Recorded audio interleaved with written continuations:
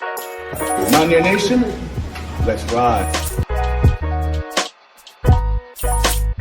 But Don Nealon's Mountaineers enjoy walking in where angels fear to tread.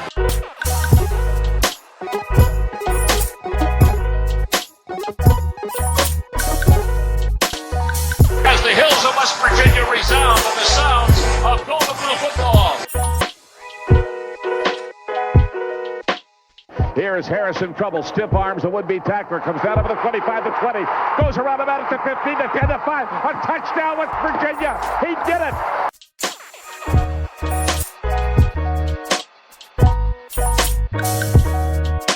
Takes the Slater one-on-one with the defender. Look at Pat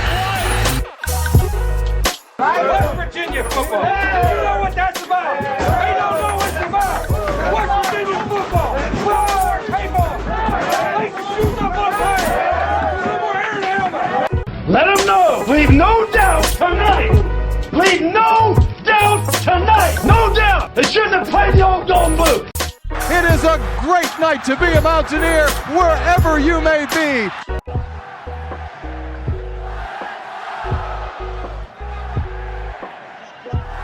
And now, the show brought to you by Mountaineer fans for Mountaineer fans, the Country Roads Webcast. What's going on, Mountaineer Nation? Welcome into Season 5, Episode 147 of the CRW Podcast, our Iowa State Review and Reaction Edition. As always, I'm your host, Jordan Cruz. And unfortunately, the Mountaineers suffered another defeat at the hands of the Cyclones. This time, the score is 31-14. The Mountaineers fell to the Cyclones in Ames to unfortunately fall to last place in the Big 12 Conference. Iowa State improves to 4-5 on the season, while West Virginia drops to 3-6 overall. Both teams now 1-5 in conference play, that being Iowa State's first conference win.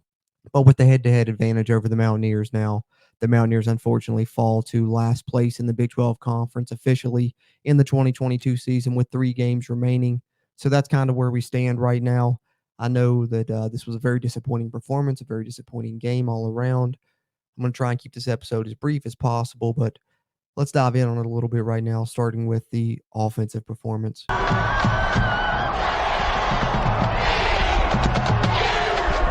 All right, so I think the biggest disappointment in this game is definitely the Mountaineer offense.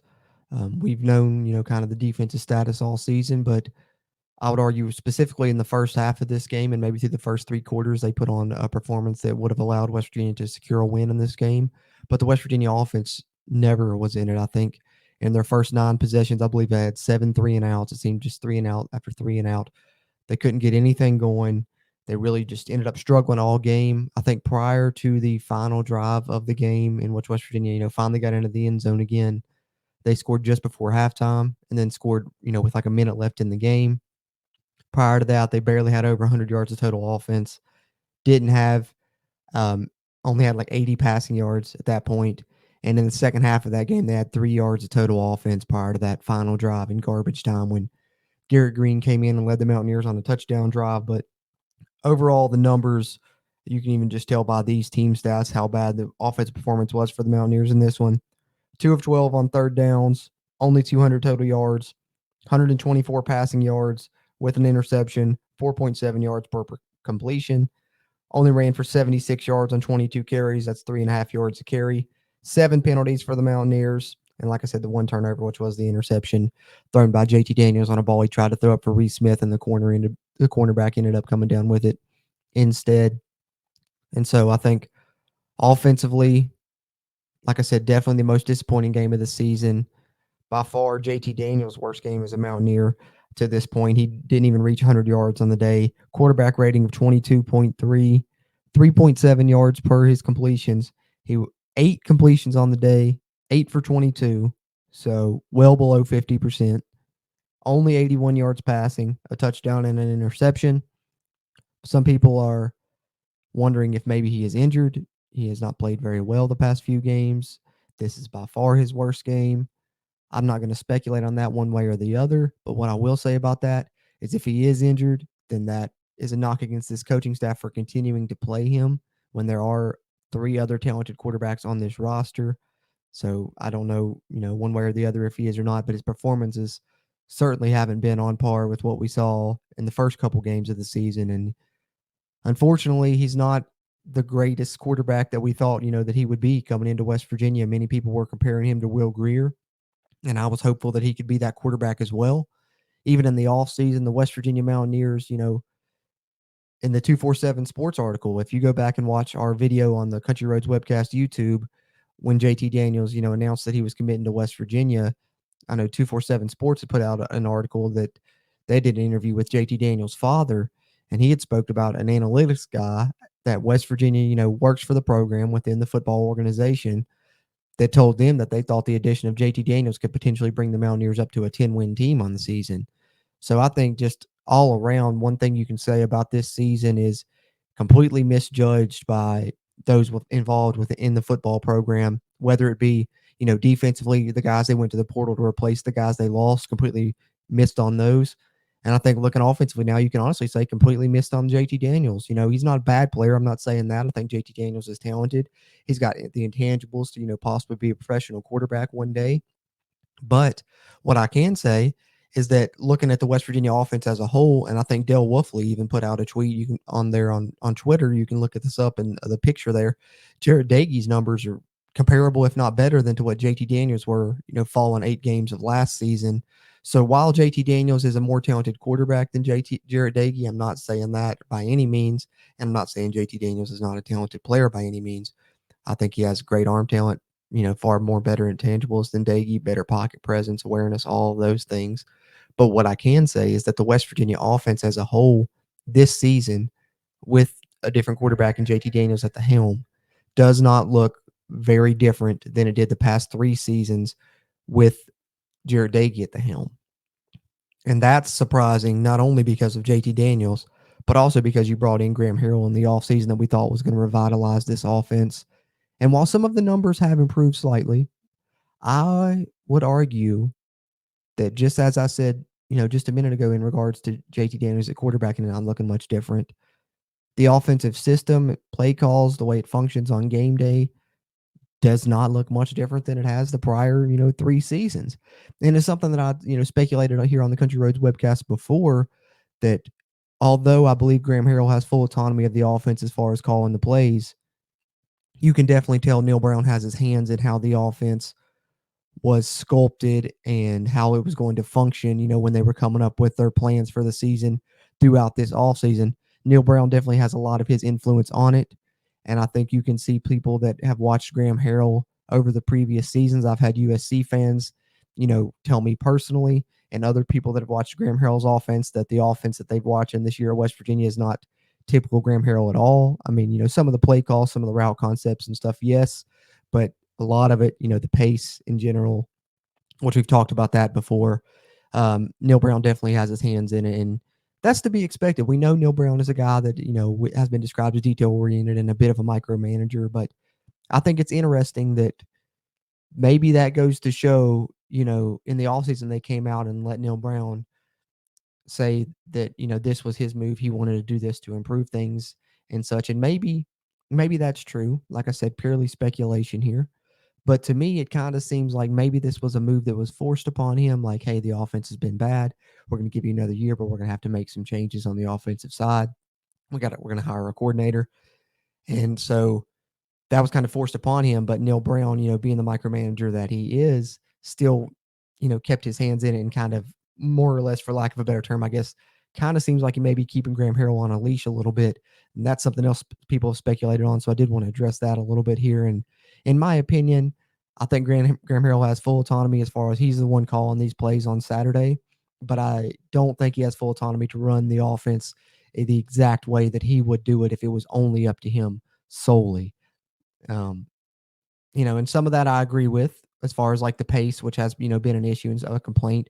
I think with as bad as our defense was, that's why they've gone with the pace they have offensively this season, not going up tempo a lot, which is something that we were all kind of hoping to see kind of a high flying attack with Graham Harrell. And it just hasn't really been that.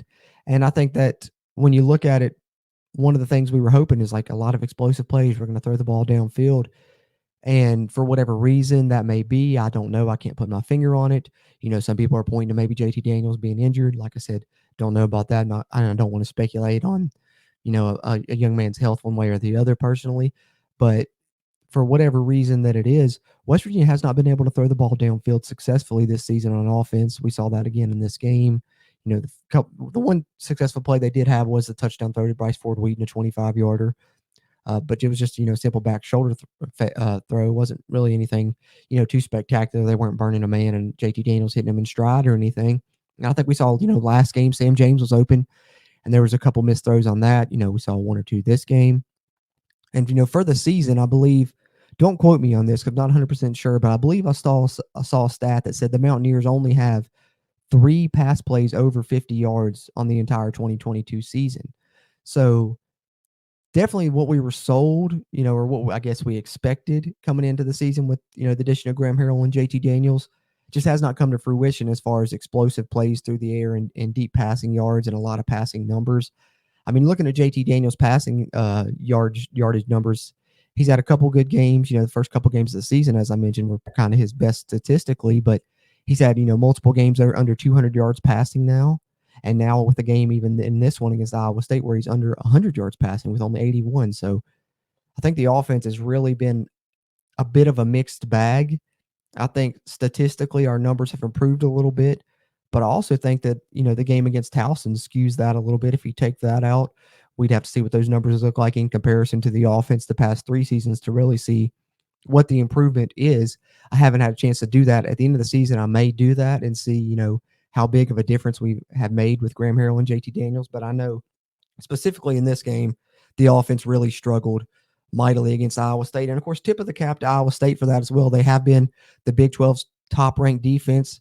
They're not giving up under 20 points a game. I think it was like 16 coming into this game. They hold West Virginia to 14, one of those in garbage time.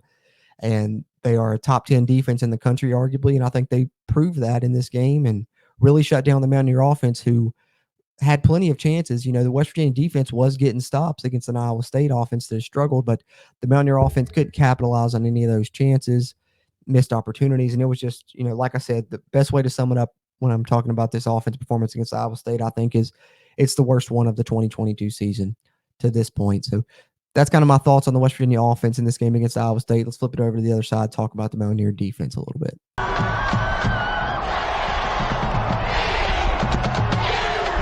All right, so the Mountaineer defense, I touched on a little bit earlier when I was referencing the offense. I think the story of the game for them was they played solid, first half, enough for the Mountaineers to, stay in the game and have chances to win, and even through 3 quarters, arguably. But I think the story for them in this game was that they ultimately got gassed. They were on the field too much. As I said, it was 3 and out after 3 and out for the Mountaineer offense. So this defense hardly got any breaks, throughout the game. Like I said, the first 9 possessions for the West Virginia offense had 7 3 and out, so they were almost constantly on the field. And, of course, by the fourth quarter, they were gassed, and so that's when you seen Iowa State really hit some chunk plays in the run game. You've seen, the poor tackling rear's head for the Mountaineer defense that we've seen all season. And so some of these numbers that Iowa State ends up with are a product of that. A lot of those they racked up late in that fourth quarter. So I think, defensively, some of these numbers sound bad statistically, and I think Iowa State had their best game offensively of the year yet, what you don't want to have happen against you. But I also think that the West Virginia defense did a lot through the first half and through 3 quarters to give the Mountaineers a chance to remain in this football game. And like I said, the fourth quarter, they were gassed. But looking at some of these numbers, Iowa State did pick up 26 first downs. Third downs, the West Virginia defense was not too bad, though. 4 of 13 for Iowa State, so you're holding them under 50%. So they were doing a good job of getting off the field. It was a bend but don't break type thing for the defense, but they were getting off the field on those, third down situations.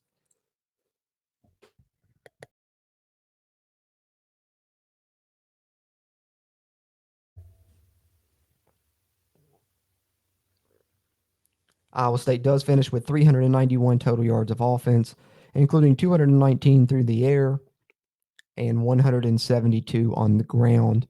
And I think that's what ultimately is what hurts you most defensively in this game. Iowa State has not been able to run the ball all season, and they really found some success against you, averaging over 4 yards a carry with 4.5, 172 yards. So that really hurt. As I said, that kind of goes hand in hand with what I said late in the game when you're gassed. They broke off a few big runs, especially in that fourth quarter. I remember that the running back they had, Silas, they put in late, fresh legs against the gas defense, and he was running through arm tackles and had a couple big runs. that, helped reach that 172-yard rushing margin and really, increase that late in the game, as did a lot of these Iowa State offensive numbers. So, you can't give up 31 points. Absolutely not. But like I said, the Mountaineers had them, held, 10 points, 17 points for 3/4 of the game, and the Mountaineer offense had plenty of chances. So I don't want to harp on the defense too much. I think we've done enough of that throughout the season. And I think this game, they gave the Mountaineers a lot of chance. And I think arguably the past 2 games, when you go back to last week against TCU, we've seen the Mountaineer defense have performances that give the Mountaineers a chance to win. I don't want to say that it's their 2 best defensive performances of the season, but it's definitely the most fight we've seen from this defense and the most, I guess, accountability we've seen from this defense. Earlier in the season, the offense was doing their part and the defense wasn't. That's kind of flipped here in recent weeks, and the defense has been getting the stops they need to get in critical situations, and the offense hasn't been anything to do with it. So I did want to reference that. I think got to give the defense a little bit of credit because we've been harping on them, and rightfully so all season. But, when they have done some good things, I want to point that out as well. And I thought that they did do some pretty good things in this game. Iowa State's numbers: Hunter Decker's 219 yards passing. Like I said, the running back Silas, 6 carries, 77 yards. Most of those coming in the fourth quarter. The other running back, Norton, 69 yards and 2 touchdowns. Receiving wise, Xavier Hutchinson, killed the Mountaineers. But that's been the story all season, no matter who Iowa State's opponent has been.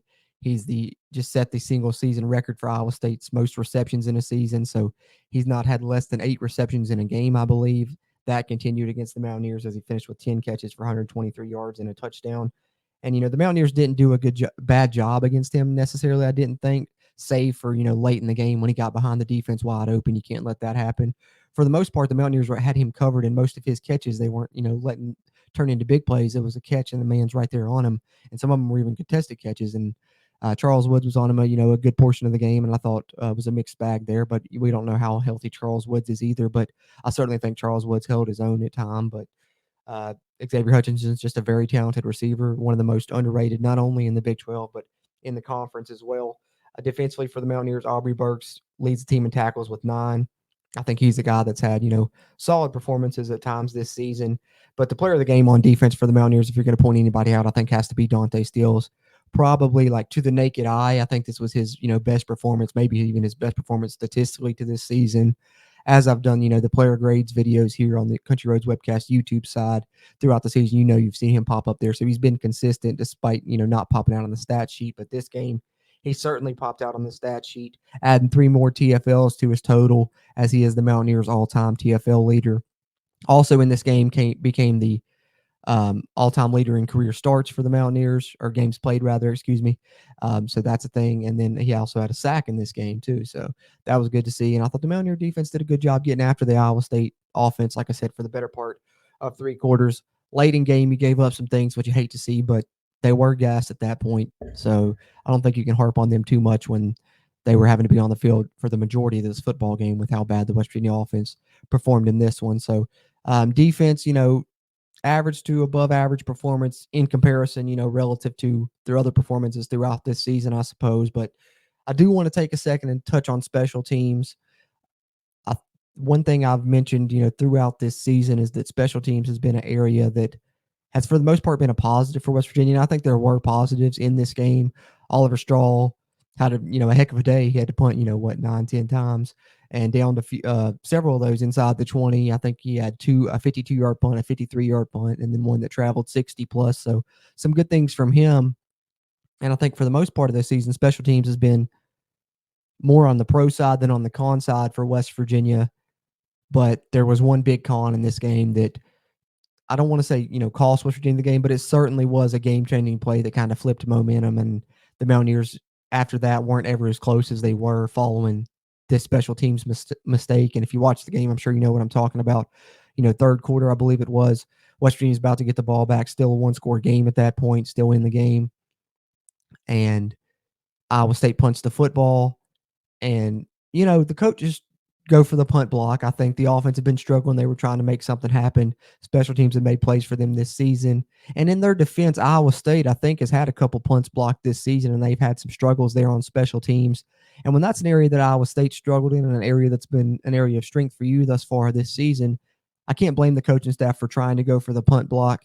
So they try and, get after the punter. Reese Smith, who had been the Mountaineers, punt returner for the majority of the season until losing that role to Preston Fox, hadn't been on punt block, too terribly much. Obviously, for that reason, he was back as the return man, but maybe it was something they practiced this week or whatever. But he was in there on this one. That's kind of been a lot of people's issue with it, is why was he in there, and why was he going after it instead of, Anthony Del Negro, who's our special team specialist, who's made a lot of plays. But I digress on that. Either way, what ends up happening, Reese Smith tries to dive and block the punt coming from the side. Instead, his hip, his helmet goes right into the punter's hip. It's a roughing call. First down, Iowa State. They end up scoring and never looking back, and that was kind of one of the turning points of this game. So it really hurt the Mountaineers. So I definitely, talking about special teams, that's something you got to address if you're talking about the story of this game in the Iowa State one. And unfortunately, penalties is something we have to address, now as well. West Virginia is the most penalized team in the Big 12 this season. It's just a fact. I mean, you can look it up. They are the most penalized team in the conference. That's not good. And there's always, I think, an argument to be made with penalties, whether it's a player thing, a discipline thing, a mental thing, or how much of that falls on coaching. And, I'll go with that argument. I can go with either side of it, really. But to me, the thing is, when you've been having those issues over a course of multiple years, then it can't be, a player thing, just a mental mistake thing. It's got to fall on coaching at some point when it's, different players and then you're continuing the same mistakes and over. I think at some point that's got to fall back on coaching, especially when you're in year 4. So, being the most penalized team definitely is a check in that con box in Neil Brown's corner, as has been his, record on the road, specifically in Big 12 games. I've got a graphic here. I'll pop up on the screen for you guys that are watching on the video side. But before I get into this, I want to close out with this. Of course, the elephant in the room is the status of Neil Brown and this coaching staff, and I'll touch on that a little bit after I touch on this. I want to talk about his performance in Big 12 road games since becoming the West Virginia head coach. But before I do that, just a quick reminder for you guys, if you're watching on the video side, whether it's on the Country Roads Webcast YouTube channel or over on the WV Sports Now YouTube channel, which you can find us there on their channel and on their website there at wvsportsnow.com, as we are a part of their podcast network there in the Sports Now family of networks, and really appreciative of them. But if you're tuning into the video version on their YouTube or ours here on the Country Roads Webcast channel, do us a favor while you're in here. Scroll down real quick, hit that thumbs up button, give us that like. That'll really help this video's performance and help future videos' performances as well. And if you haven't already, hit that subscribe button. Helps us, helps you, helps get more of this Mountaineer sports content out to Mountaineer Nation. And then for those of you on the audio side, what you can find us on any podcast platform you choose, Spotify, Apple, Google, you name it.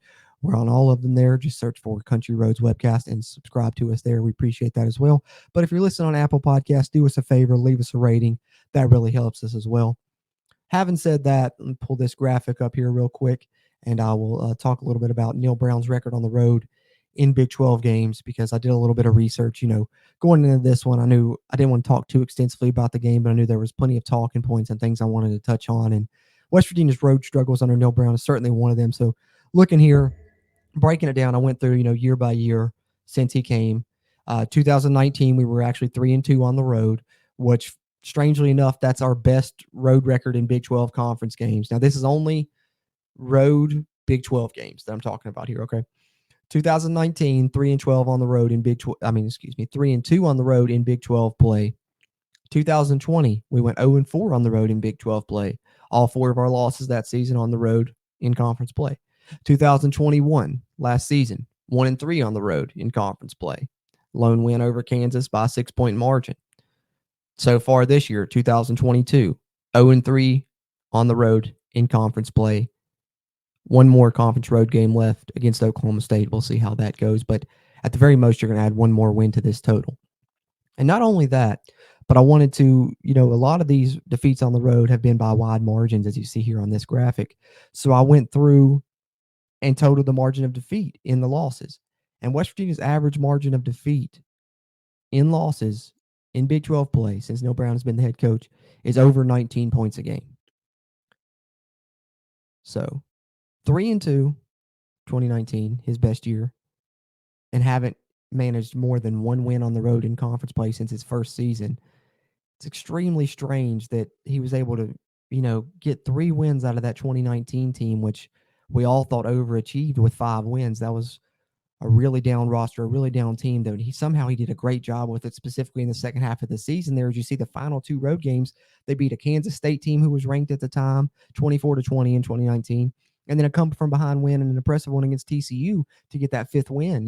At the end of the season, and that's when we all really started buying in to the Neil Brown hype and stuff. But then it's kind of strange that first year almost seems like the high point in a lot of ways. You can talk about 2020 and the next year being the best because record-wise and stuff, but looking especially on the road, which you have to be able to win on the road if you're going to have a shot to compete in your conference, West Virginia's never been able to get back to that. Like I said, only 1 road win since 2019 in Big 12 play. 1. You beat Kansas last year in 2021, and that's the only game you've won on the road in Big 12 play since Neil Brown's first season in 2019. Currently 3-13 on the road in Big 12 games. And that's just not going to get it done. And, like I said, wide margin of defeat, average of over 19 points in those losses. And, you just lost by 17 to a team that had 0 conference wins. And so I think the elephant in the room that's popping up now is you're hearing a lot of people say the rumors that maybe West Virginia will part ways with Neil Brown before the season is over. At the time of this recording, that hasn't happened yet. I don't know. I kind of don't expect it to happen, if I'm being honest with you, just because West Virginia traditionally just doesn't fire coaches mid-season. And I know that it's dire right now, though. I mean, I would agree with everyone that it is. You just lost to a winless team in conference play by 17 points. You're dead last in the conference, and it's not looking good, over your next 3 games either. So, I'm understanding of the calls for it, but I kind of don't expect it. Like, our friend Mountaineer Paul said, Shane Lyons and Neil Brown are in lockstep for 1.